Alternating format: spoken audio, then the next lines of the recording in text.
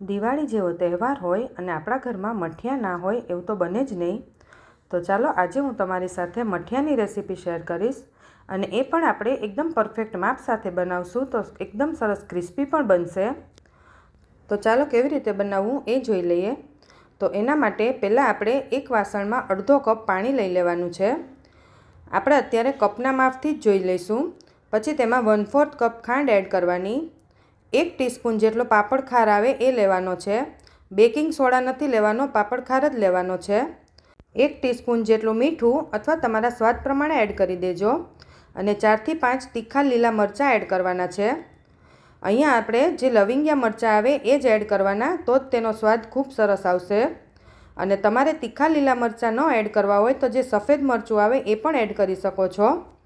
પછી આપણે છેલ્લે તેમાં 1 ચમચી ઘી એડ કરીને તેને ઠંડુ થવા દેવાનું. ત્યાં સુધીમાં આપણે 1 ચમચી જેટલો અજમો છે તેને આપણે અધકચરો વાટી લઈએ.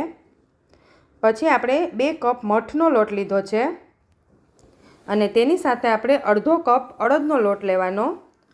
આ જો તમે અલગ અલગ લોટ લેતા હોય તો તેનું માપ છે. અને જો તમે ડાયરેક્ટ મઠિયાનો લોટ બહાર મળે એ તૈયાર લેતા હોય તો 250 ગ્રામ મઠિયાનો લોટ લેવાનો. પછી તેમાં આપણે જે વાટેલો અજમા છે એ એડ કરી દઈએ. 2 ટીસ્પૂન જેટલું તેલ એડ કરી દઈએ. આપણે પાણીમાં પણ ઘી એડ કર્યું છે એટલે તેલ અત્યારે 2 ચમચી જેટલું જ એડ કરવાનું છે.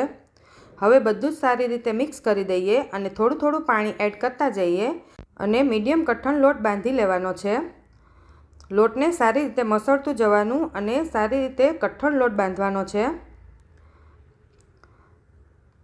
આ રીતે લોટ આપણે બાંધી લીધો. હવે તેને આપણે 10 મિનિટ ઢાંકીને મૂકી દઈએ.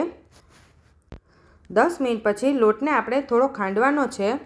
તો તેના માટે આપણે થોડું એવું તેલ એડ કરી દઈશું. પહેલાં અડધી ચમચી જેટલું જ.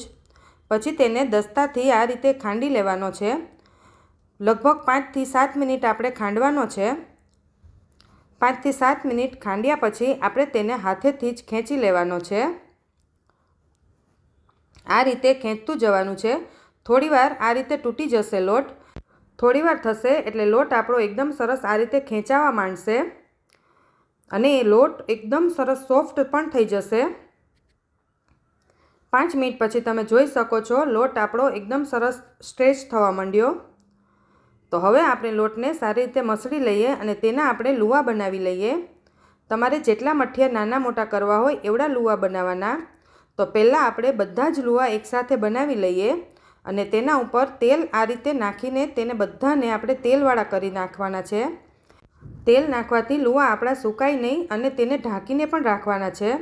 આપણે જ્યાં સુધી મઠિયા ન વણી લઈએ ત્યાં સુધી ઢાંકતું જવાનું છે અને એક એક લુવા લેતું જવાનું છે.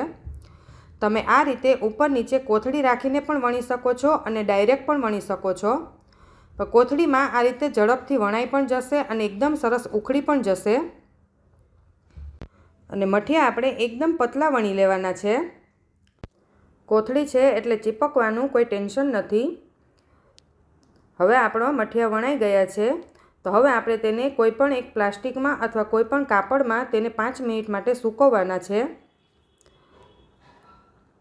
આ રીતે આપણે પહેલાં બધા જ મઠિયાને વણી લઈએ અને તેને પંખા નીચે રાખવાના છે. પહેલાં 5 મિનિટ આ રીતે ઉપર સુકાવા દેવાના. પછી આપણે તેને પલટાવી નાખીએ અને તેને પલટાવીને પણ આપણે 5 મિનિટ સુકાવા દઈશું.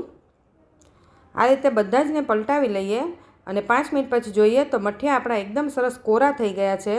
આને આપણે એકદમ નથી સુકાવા દેવાના, બસ ખાલી કોરા જ કરવાના છે.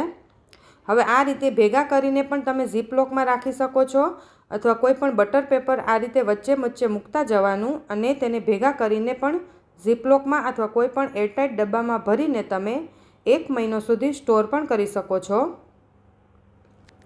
અને થોડા મઠિયા આપણે તળી પણ લઈએ. એકદમ સરસ ફૂલાઈ પણ જશે અને ગોલ્ડન બ્રાઉન થાય ત્યાં સુધી આપણે થોડા તળી લઈએ. મઠિયાને આપણે તળતા પણ વાર નથી લાગતી. તે થોડું ગોલ્ડન બ્રાઉન થાય ત્યાં સુધી આપણે તેને તળી લેવાનું છે.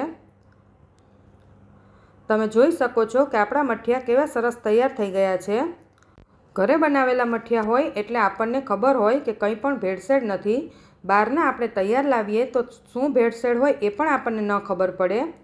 આપણા મઠિયા એકદમ સરસ ક્રિસ્પી એવા તૈયાર થઈ ગયા. તો તમે પણ ઘરે જરૂરથી ટ્રાય કરજો. અને તમને મારો વિડીયો ગમ્યો હોય તો લાઇક, શેર અને સબસ્ક્રાઈબ કરવાનું ન ભૂલતા.